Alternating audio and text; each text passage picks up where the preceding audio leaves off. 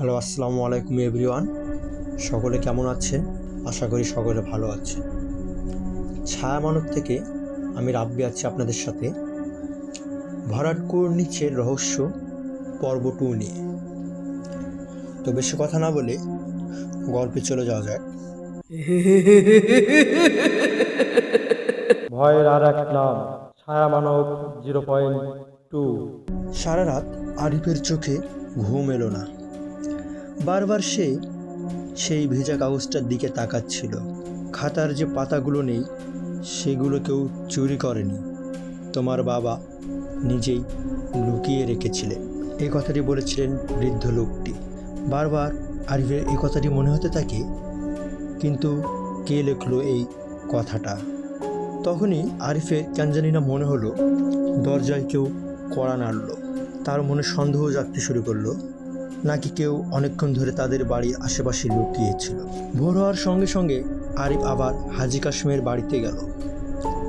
বৃদ্ধ তখন বারান্দায় বসে তসবিহ পড়ছিলেন। আরিফ চুপচাপ তার সামনে সে কাগজটা রেখে দিল।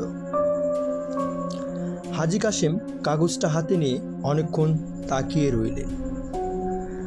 তারপর ধীরে ধীরে বললেন, লেখাটা আমি চিনি।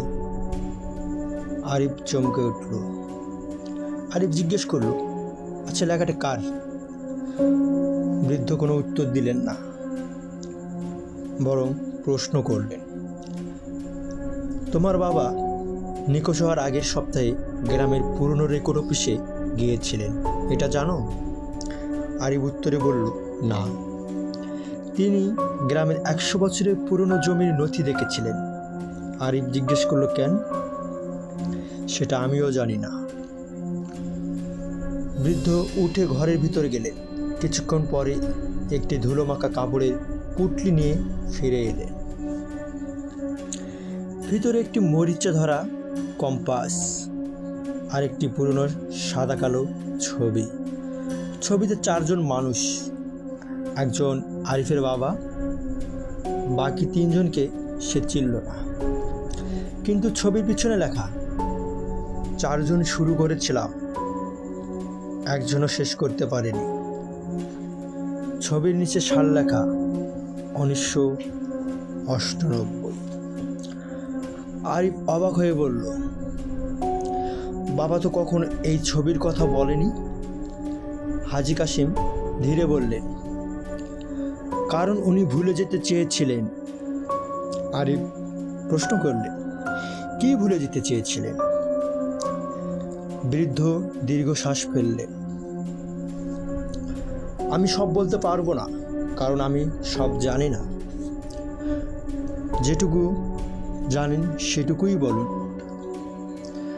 বৃদ্ধ কিছুক্ষণ নীরব থেকে বললেন, 1998 সালে গ্রামের 4 জন মিলে ভরাট করা কুয়োটা খুঁজতে গিয়েছিল। তারপর 2 জন কয়েকদিনের মধ্যে গ্রাম ছেড়ে চলে যায়। আর একজন? আরিফ জিজ্ঞেস করলেন। বৃদ্ধ উত্তরে বললেন, সে কয়েক মাস পর রহস্যজনকভাবে মারা যায়। আর বাবা? তোমার বাবা একমাত্র মানুষ ছিলেন যিনি বেঁচে ছিলেন, কিন্তু শেষ পর্যন্ত তিনিও হারিয়ে গেলেন। সেদিন বিকেলে আরিফ একাই উত্তর দিকের বাঁশঝাড়ির দিকে রওনা দিল। হাজি কাশিম শেষবার শুধু বলেছিলেন অন্ধকার নামার আগেই ফিরে আসবে। বাঁশঝাড়ি ঢুকতেই চারপাশে ঠান্ডা হয়ে গেল। বাতাস নেই, পাখির ডাক নেই, শুধু শুকনো পাতার উপর নিজের পায়ের শব্দ মড়মড়িয়ে উঠছিল। মানচিত্রে দেখে সে এগোতে লাগলো। প্রায় 20 মিনিট হাঁটার পর হঠাৎ সে থেমে গেল। সামনে গোল করে উঁচু হয়ে থাকা একটা জায়গা, চারপাশে আগাছা জমে আছে, মাঝখানে ভাঙা ইট। তবে কি এটাই সেই ভরাট কুয়ো? সে হাঁটু গেড়ে বসে মাটি সরাতে লাগলো। কয়েক মিনিট পর কোদালের মতো শক্ত কিছু হাতে লাগলো। আরও মাটি সরাতেই দেখা গেল লোহার একটি গোল ঢাকনা। ঢাকনার মাঝখানে তালা। আরিফ আরও অবাক হয়ে দেখলেন তালার উপর খোদাই করা 17 লেখা। আরিফের বুক ধকধক করে উঠল। তার হাতে থাকা চাবির গায়েও তো একই সংখ্যা 17। সে কাপা হাতে চাবিটা বের করলো। ধীরে ধীরে তাকাই তালায় ঢুকিয়ে ঘোরালো, ক্লিক করলো, তালা খুলে গেল। সে ঢাকনাটা তুলল, নিচে অন্ধকার, কিন্তু কুয়ো নয়, ইট দিয়ে বানানো একটি সরু সিঁড়ি যা মাটির নিচে নেমে গেছে।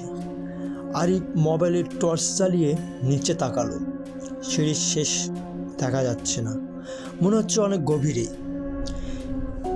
ঠিক তখনই তার মোবাইলে একটি অজানা নাম্বার থেকে কল এলো। সে রিসিভ করতেই ওপাশে খুব ধীর একটি কণ্ঠ শোনা গেল, নিচে নামবে না। আরিফ বলল, আপনি কে? অপর প্রান্তে কোনো উত্তর নেই। কিছুক্ষণ নীরবতার পর একই কণ্ঠ আবার বলল, সত্যি জানতে চাও? যদি তুমি সত্যিই জানতে চাও, আগে পুরনো রেকর্ড অফিসে যাও। কলটি কেটে গেল। আরিফ নম্বরটিতে আবার কল দিল। মোবাইলের অপর প্রান্ত থেকে কথা ভাসে আসছিল, this number is does not excited. সে হতবাক হয়ে দাঁড়িয়ে রইল। ঠিক তখনই তার টর্চের আলো সিঁড়ি দিয়ে নিচে পড়ল। সে স্পষ্ট দেখতে পেল সিঁড়ির শেষ ধাপে একটি চামড়ার ব্যাগ পড়ে আছে। ব্যাগটা দেখতে হুবহু তার বাবার ব্যাগের মতো, কিন্তু সেটি সেখানে এলো কিভাবে? আর ব্যাগের পাশে যেন কেউ দাঁড়িয়ে আছে। আলো পড়তেই সেই ছায়ামূর্তিটি ধীরে ধীরে সরে গেল অন্ধকারের ভিতর। আরিফ আর এক পাও এগোলো না। তার মনে শুধু একটাই প্রশ্ন ঘুরতে লাগলো, তার বাবা কি সত্যি এই সিঁড়ি দিয়ে নিচে নেমেছিল, নাকি কেউ ইচ্ছে করে তার রেখে যাওয়ার সূত্র অনুসরণ করাতে চাইছে?